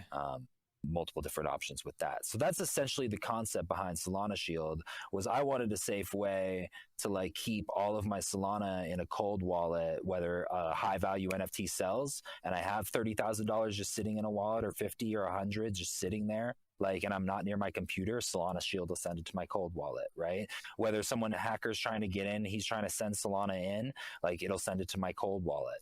And the final most important point is like the reality of why I got hacked, like beyond like the security issues and things like that. And like, that was a targeted wallet, whether it was targeted because it was Function's wallet and everybody like followed it and like saw the trades that were going on, or whether it was targeted because it had $230,000, $40,000 in it, right? Like it was targeted. And so most hackers, when they see zero Solana in a wallet, are just going to move on. Yeah. So they're not even going to debate. Two questions about that. The first one is, how do you like turn it on and off as an app or something? And then the second one is, do you have to give this app full control over your wallet in order for it to constantly be pulling the soul out? What are the security issues with that to the consumer? Totally. 100%. So the way that we're setting it up is not based off of like a smart contract right now. Because that's obviously like creates large security issues. Like if one smart contract is like constantly pulling from everybody's wallet and sending it to wallet, it's a huge security issue. Right now, like the way that we're like kind of presenting it and beginning to present it, and we're working with like full transparency, we're talking about DeGods and like Foxes about like possibly help like you like giving this tool to them to implement to their community. But the way we have it set up right now is on like self-hosted servers. So essentially like the user will be fully responsible for keeping their self-hosted server 100% secure, like in Heroku, which is like an extremely like secure platform already, as long as you have like 2FA and like all this other stuff set up. And that would never hold the keys for your cold wallet or anything like that. You would give that access to your hot wallet that you want to send money to the cold wallet. And that's the only like semi like barrier to security. But the reality is like, there's like no way for anyone to like access your account unless you're like actually like super public, like, yo, here's my email of my Heroku account, you know what I mean? Or like, here's this, or like the servers are completely like private and like they're anonymous, like as long as you're not out there like DeGod's staking server number 1, you know what I mean? Like, and essentially like the reality that we're also presenting to people and the energy that we're like presenting it with is this is not a solution to solve the problem. This is a solution to take more responsibility for your finances. Like at any point in time, like you don't like realize that you could have like some sort of security, like vulnerability. The reality is like my seed phrases are not on the internet. Like people are all on my tweets like, dude, your seed phrases must be vulnerable. No, like they are not. Like I know they aren't because I write them down and I put them 2 spots in the world. And that's the only place they live. And those spots are not a chance. And so like being like more aware that like things like this can happen to anyone, not to put that in a fear standpoint, but to put that into like an awareness standpoint with just being more diligent with like the things that you download on the internet. Mm-hmm. Like I really honestly believe I downloaded some sort of plugin at one point in time that allowed someone to track my computer and like watch my activity. Sure. And like they either saw what password I was putting in, or maybe at one point I opened up the seed phrases on my screen in order to put them somewhere else. Like, you know what I mean? Like I think that's how it was probably stolen. So essentially the tool is not a solution. It is a fail-safe opportunity for people who want to like get a little bit more security and take a little bit more responsibility of like the way they manage their resources. Do you have anyone doing like forensics on your wallet, like to try and figure out where it went, or are you kind of just writing it off? I wrote it off, and when's this published? Tomorrow. When's it going to be published? Tomorrow. Okay, cool. Yeah. So I can't say too much then. I mean Thursday. No, I can't say too much at the moment, but more will be coming out soon. So somebody about to get caught? More will be coming out soon. Oh, okay. For sure. Oh, I don't know if they'll be caught. We don't really have It's the fucking all of that Balloonsville information, guy. but Caught or clipped. I will say one thing. I will say that the outcome is already more positive than I could have ever fucking imagined in any possibility. And I already promised. Shout out to, first out, if this is coming out, shout out to Zach XBT and his whole fucking team. They have been the ones that have been doing all the fucking work and putting all the time and tracking all the wallets and doing all this crazy shit. And I'll let him share all of the detail. I already promised him that he could share all the details first before everybody else. So he's gonna share them in due time. Yeah, sweet. That's fucking dope though. I'm glad that somebody's working on your shit, bro. Dude, the community's so fucking hype, man. Like Zach's like just a fucking dude. I don't know where he's from or anything about him, but he's like spending hours of his day with like no financial incentive from me, like verbally to do so. Obviously, like if anything gets returned, you gotta break him off a little bit. Large, yeah. Like, you know what I mean? Obviously, yeah, for sure. Not a little bit, a lot. Like I didn't think I'd get. Like I'm expecting to get 0 back. If I get any back, the person who gets it back for me is getting a big sum. Yeah. You know what I mean? Like that's just facts. But like just like the fact that this community is so supportive and just like, yo, like you got hacked, like we got your back. And like I had 50 DMs of people being like, I tracked this here, I tracked this here, you know, like that's fucking dope. The community's just dope, dude. They're fucking sick. They're awesome. And a lot of DeGods know like what that money was meant to be used for, because I was chatting with them. They're like when the floor price was like 100, and they're like, "Yo, what are you doing?" I'm like, "Man, I'm like kind of unloading a little bit right now because I'm like getting this house like for the squad, you know, like or I'm helping like get this as a gift, you know, like that's what it is." So like if the story is like all unfolding, I'm excited to share the final parts of it when it's time. Sounds dope, bro. Yo, if anyone in the community is listening, my ass has gotten rugged so many fucking times. Help a brother out. No, just playing. Dude. That's funny. Yeah, I mean, I've lost a lot of money in the markets. This was definitely not my biggest loss by far. Like, I took a much, much bigger hit on looks. But when it's drained from your wallet versus you just like kind of sitting there for like days super high watching it go down and not selling, like it's a completely different scenario. Like I guess to some degree I fucked up, like it wasn't enough security, but it wasn't like I bought some shit and it just died, you know.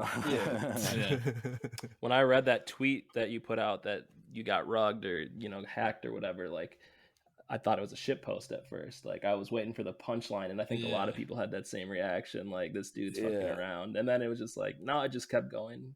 Shit's gone. I mean, that's the reality. The reality of it is on that, like, I see so many people get hacked on Twitter. Facts. And no hate to any of them. Like, actually, fuck it. Like, they just act like bitches. Like, that's the fact. Yeah. I lost an asset. It's a lot of money. Yeah, it is a lot of money, and it's fucking gone. Stop crying. On to the about it. next one, man. Shit happens. Like, what are you going to do? Like, in reality, like, I was down for a day. I'm not gonna lie. Like, my energy was just like sluggish, was not inspired, was not motivated to be focused, was just like, let's smoke a bunch of weed and drink as many Red Bulls and coffees as I possibly can. You know? And then I woke up the next morning and my mind, my thoughts, which I think is what most people just get lost in. My thoughts were like, dude, take the day off, go on a hike. You had such a hard time. And you know what that is, bro? That shit's just victim mentality, dude. Like, you can get lost in victim mentality. Oh, I missed this trade. DeGods are 300. Oh, I did this. Or it's all victim mentality. Word. And I don't play that fucking game. So I just told myself, I was like, all right, like, you want to fall into victim? You're just going to, like, if you're going to do that, get the emotion out right fucking now and move on, you know? And I just moved. I did what I had to do, and I fucking moved on. And, like, got on my computer, started looking, and started, like, getting back in the game again, you know? It does no good to bitch and moan about it. Like, fucking sucks. It is what it is. Most people get lost up in victim mentality, and that's not to say that they aren't victims. Like, some people are victims to events, but there's a difference between allowing yourself to fall into a victim state and being an actual victim. Like, I was a victim to a crime, and I'm not allowing myself to be a victim or fall into victimhood around it. Like, it is what it is. It's game on now, and it's just like, I'm not gonna cry about it. Like, let's make it back tenfold. It's just not productive. Yeah, exactly. It's not productive. Exactly. How did you get verified on Twitter? How the fuck did that happen? Oh, you could pay for it? Yeah, obviously. I thought you had to, like, I thought there was something about, like, you had to have a published, like, you had to fucking be somebody who has a Wikipedia page or something. You have to have 3 publications with your name in them from, like, large. And you have to be tagged, right? So, like, Telegraph, Forbes, like, shit like that. I had 2 of them. I think that, like, when I paid, the guy was like, do you have any? And I was like, I have these 2. He's like, all right, I'll just get you 1 more. So I just paid for it, like, essentially. Okay. Yeah, they'll write them for you, right? Like, if you don't have it. Yeah, exactly. They just write that shit, like, and like, most of those guys are writers for Entrepreneur and Forbes. They can write an article in 10 minutes and have it, like, on the website. Yeah. So it's all just a game. Like, most people just pay for it. Like, the reality is right now, if you see any, like, verified accounts, like, no hate to anyone, like, I paid for it. I'm being honest about it. Yeah. But like most verified accounts right now are all paid because, like, their whole system is backed up for actually getting verified for, like, a real reason. Okay. Like, you haven't been able to, like, actually get verified for a real reason since, like, 2019 or something, like 2018. Like, I remember they shut it off in 2017 for a while and turned it back on, but it's still the email process is forever. So. Word. Elon will derug that. Some, like, black market business where they, like, buy verifications or whatever. Yeah. Yeah, Elon will definitely fix that. All right. Slate chapter, do you guys have any more questions yourselves? I got some from the community we can move into. No, I was gonna say it sounds good, bro. Like, it's all good, bro. I'm just over here taking notes, bro. Fucking hey, folks are dropping bars, bro. Pay to get verified. All right. Couple questions from the community. Some of them are bullshitting for fun, but, you know, here we are at the end of the interview. This is the fun part. Asked about taking profits on the way up.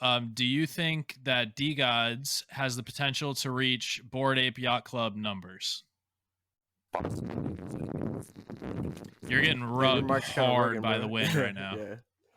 Oh, really? Fuck. Yeah. Can you hear me? I hear. Is that better? When the wind is not Pretty blowing bad. straight down your throat. Yeah, I can hear you.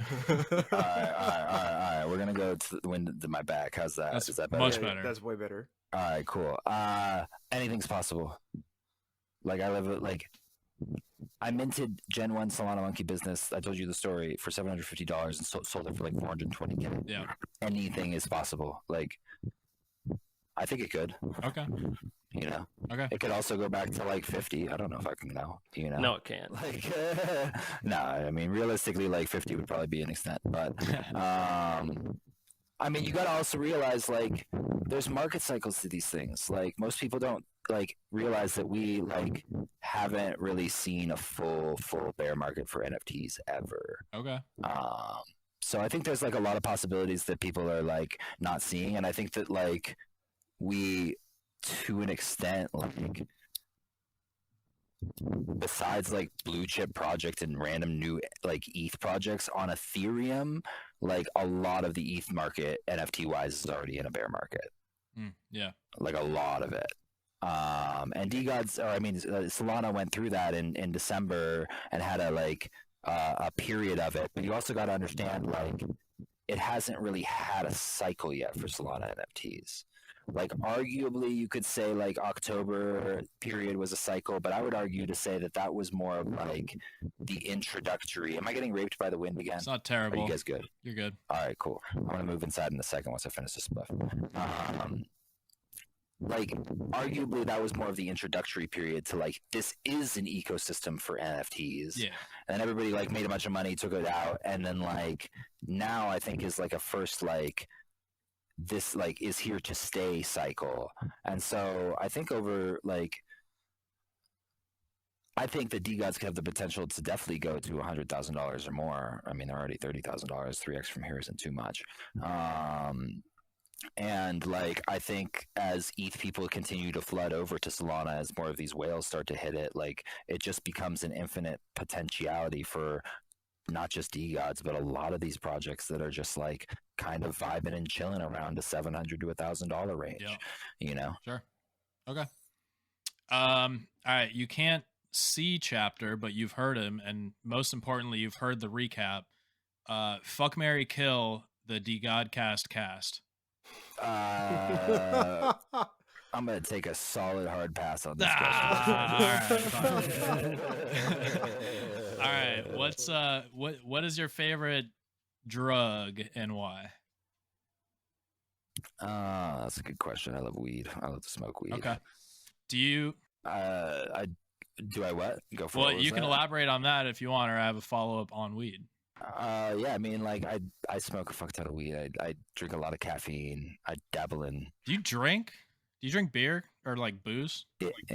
I mean, sometimes. Right now we're on like a little bit of a sober break. Usually we drink a lot, but because you said weed and Red Bulls and coffee for like your depression from the rug, and I was like, that sounds like a terrible combo, bro. Like weed and beer, sure, but damn. No, I love caffeine. Like, it just kind of keeps me up and keeps me going and focused. Okay. Are you more? But I've done like I'm a big fan of like psychedelics and all of that as well. Mushrooms or acid? Both. No, you got to pick one though. What do you prefer? Depends on like the experience that's fair. Like is to be had. You know, like that's fair. If I like mushrooms in the capacity of it's like a little bit of a shorter journey, you can still get a little more chill. Like really deep, you can still get into like really deep pockets in yourself and have like kind of like profound experiences and like insights and stuff. Acid is very, very much of like, yo, like we in this shit, and like if you ain't in this shit, you're gonna be in this shit, or you're gonna have a really bad fucking time. So get in this shit, you know. And I love eating acid. It's just not like. It's more of an experience.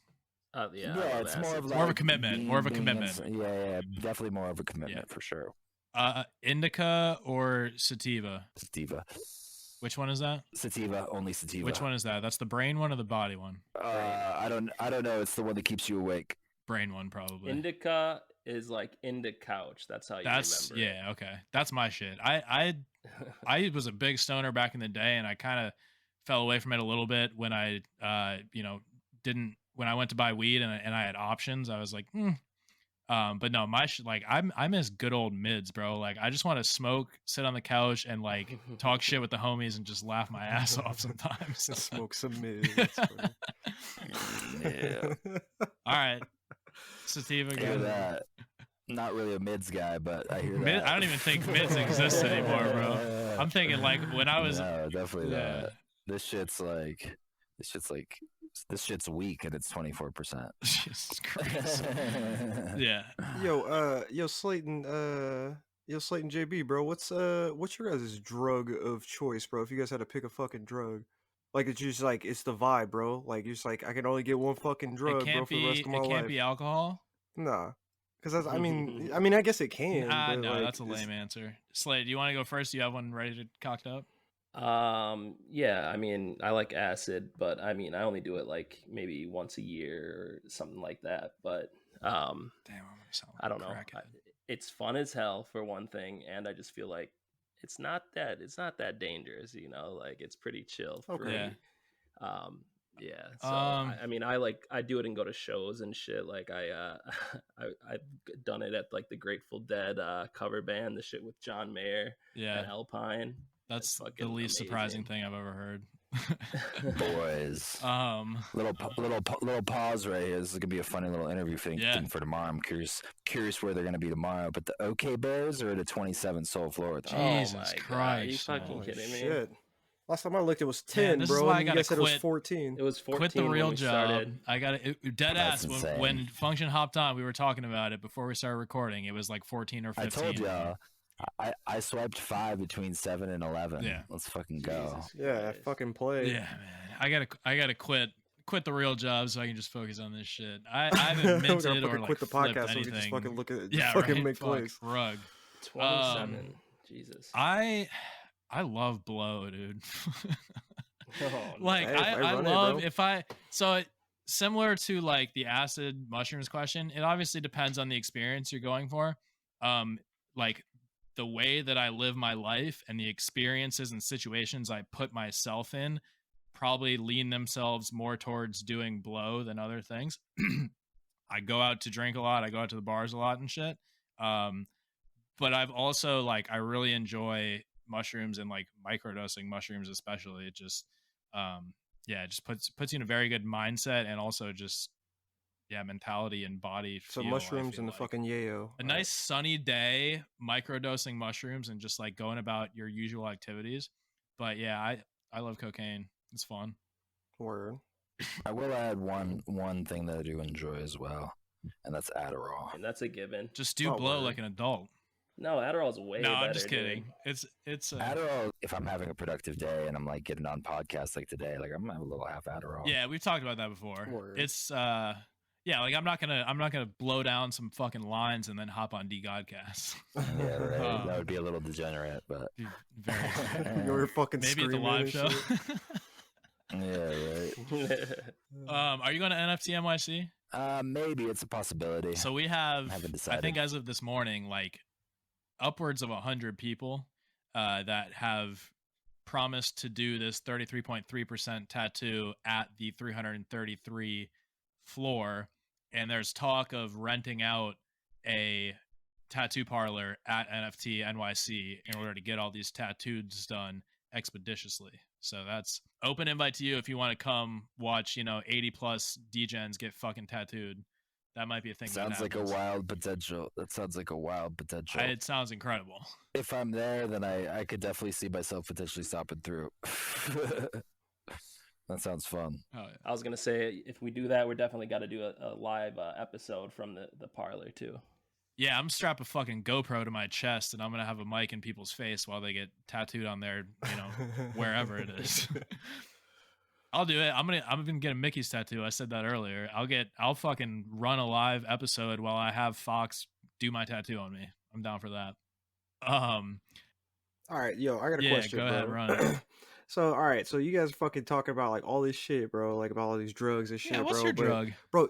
Bro, you guys have never fucking sipped lean, my dude? Oh, bro, You I guys used to ever do sipped that in high promethazine? school. I haven't. I had a girl in first You guys are- period that had a fucking Bro. prescription, bro, and she would just give me a cup Love of it that every morning. That shit was fire. That shit's Bro, I got some. That's just dangerous, my I dude. gotta- I love that shit too much. I got I got a good story on that. All right. Whenever you're done. Yeah, Yeah, no, go ahead. I was just saying, like, just throwing it out there. you go like, first, and then I'll tell you mine. It's from high school, so it's as good as that can get. But That's from college. Like we used to get that shit all the time at college. Yeah. Like that was like the thing to get, especially freshman year. We just roll over to the medical health center, which was like right across the street.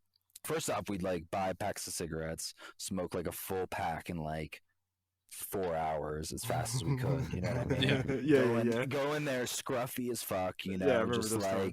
hoodie up, just looking beat to shit. Like go to the doctor, be like, yeah, like my lungs hurt, like Like, I got this massive cough. Like, I've had this before. Codeine, promethazine, and they give you a bottle. You do that every 3 to 4 weeks. 5, 6 weeks. Like, they're gonna like do it, and they did it for us, or at least for me, like 8 times in a row.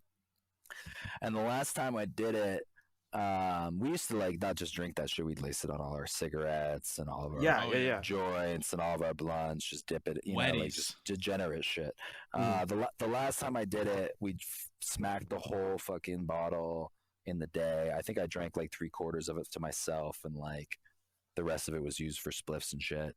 And it was like 10:30 p.m. I was at my boy's apartment, and my heart was like, body's feeling fucking weird, I'm like, it's time to go home and like get some sleep. I'm a freshman in college, like I just dabbling in drugs, just like getting into like experimentation. This is like probably my 5th, 6th time with fucking codeine, pretty wasted. I'm halfway home, and like my heart is like not stopping, like it's like going hard. Like so hard I had to like lay down. I lay down in this parking lot for like 30 minutes and like had to like fully accept that like my heart was about to like explode and I was gonna die. And like just sat there, and like finally my heart calmed down enough where I was like, all right, I can make it back, and like went to bed. And I don't think I've done codeine since. So I used to do it a lot in school just because it would like make the day entertaining, dude. Like I'd be sitting in first period, and like, the design on my teacher's shirt would be like chasing itself around her shirt and everything. But one day I was in Spanish class, and I was a senior in this Spanish class full of almost all freshmen. And I had it was after lunch. I had a bottle of water on my desk, and I'm like, basically falling asleep at my desk, like just fucking out of my mind. And I spilled the water bottle on myself. And I don't know if I didn't like this kid, or if I thought he had been looking at me weird or what, but I knocked this water bottle over on myself, and I'm so fucked up that I stood up and I grabbed the water bottle, and I looked this poor freshman fucker in the eye, and I was like, "You fucking pussy, did you fucking throw this at me? I will fuck you up." And I fucking threw the water bottle at his face. My dog just barked because she thought I'm actually pissed off. Threw the water bottle at his fucking face and like stormed out of the class. And the teacher like followed me out of class. He's like, "What the fuck is wrong with you? What did you just do? I watched you spill that water on yourself and didn't actually, I threw the water bottle. That's assault, bro. But verbally and then physically assault this poor freshman kid. That is assault, brother. But yeah, lean's fun, bro. Chapter, what about you? Fun story? Well, I was gonna say, no, I mean, like me, bro, I never had like any like fucking like crazy like fucking shit happen. I just fucking love that shit, bro. But anyway, I was gonna say, I haven't touched that shit, and it's probably been, I don't know, a year. I don't even know. Probably fucking. Oh, it's probably been years. A decade for me. Too long. But yeah, exactly. I fucking love that shit. So but what I was gonna say, because I know we were talking about fucking like like dipping blunts and shit, bro. I used to, when I was in high school, I used to know this kid, bro. He was in his dad owned a funeral home, and what they would do, bro. Yeah. They would fucking like dip their blunts in embalming fluid and like fucking like smoke them, bro. Like, and yeah, they would sell them, like they would come in like fucking barrels, bro. And like they were fucking, bro. It's crazy, bro. Like, there was like a fucking like crack era, right? Like, let's say I was at the fucking 90s or some shit. But you know what I mean? Like fucking small cities and shit, bro. It's like, like that shit, like they were trying to fucking corrupt everybody. Like, yeah, man, everybody's fucking, so people are fucking like go to the gas station and get like one of those 44 ounces, bro, and fucking like buy like a fucking 44 ounce of fucking embalming fluid and fucking smoke that shit. Yeah, dip their fucking blunts and shit. And that, I never did that shit, bro. Yeah, but they said that the only thing that they told me is that shit, you just smell blood all the time. It just smells like, everything smells like blood. That sounds terrible. And I'm like, exactly, bro. But exactly like you said, it's the Midwest. I don't like it one bit. Crazy shit, bro. Fucking tripping. Word. All right. Well, it's been a pleasure. Definitely one of the more entertaining ends of the show we've got here. We'll get you to freestyle eventually, but I'll let you off the hook this one time. We'll see. Hell yeah. All right. Well, yeah. Function, man. Thank you for coming on. Joe Schmoes. Thanks for having me, guys. Keep doing your thing. Yeah, appreciate you coming, bro. Yeah, for sure. Any open invitation anytime you want to come back. See you next week. Okay, guys. See you next week. Or maybe not. Slate chapter. We out.